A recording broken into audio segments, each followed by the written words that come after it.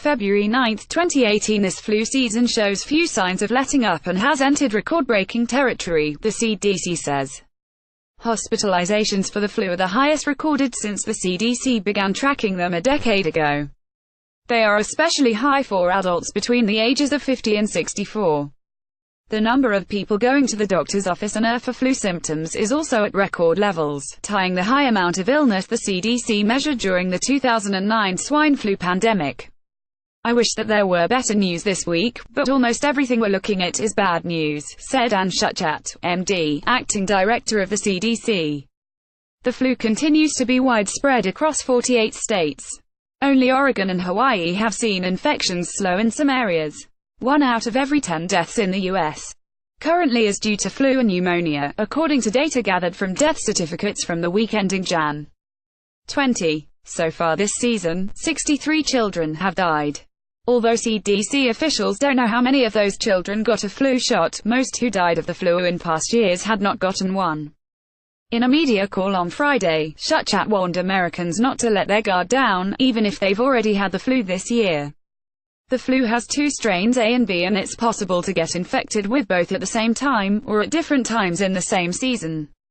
The season had been dominated by A strains, which are thought to cause more severe illness.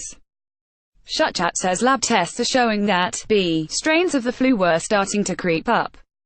"It's not uncommon for B strains to increase later in the season," she said. "The idea that a person could get infected with A and during the same season get infected with B definitely happens. It's one of the reasons we say even if you've already had flu this season, it makes sense to get vaccinated because it could protect you against the other strains," Shuchat said. The flu vaccine tends to be more effective against B strains. "It's also possible," she says, to be infected with 2 strains of flu at the same time. "In a season that's so intense like this, we may hear of more of those cases. It is possible to get the 2 at the same time. We know it's not a lab error. That can happen," she added.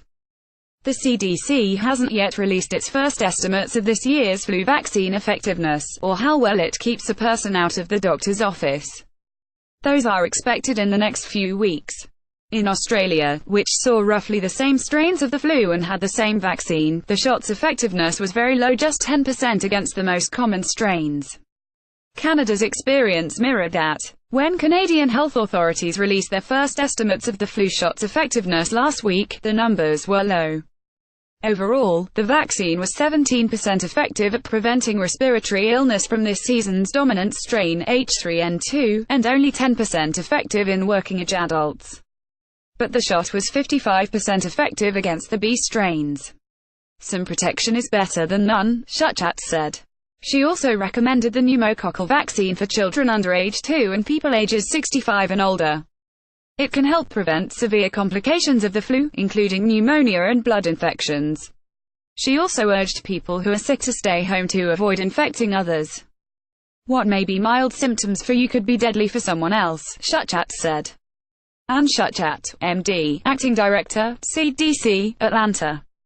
CDC, FluView Weekly Report, February 9, 2018, Copyright 2018 WebMD, LLC. All rights reserved.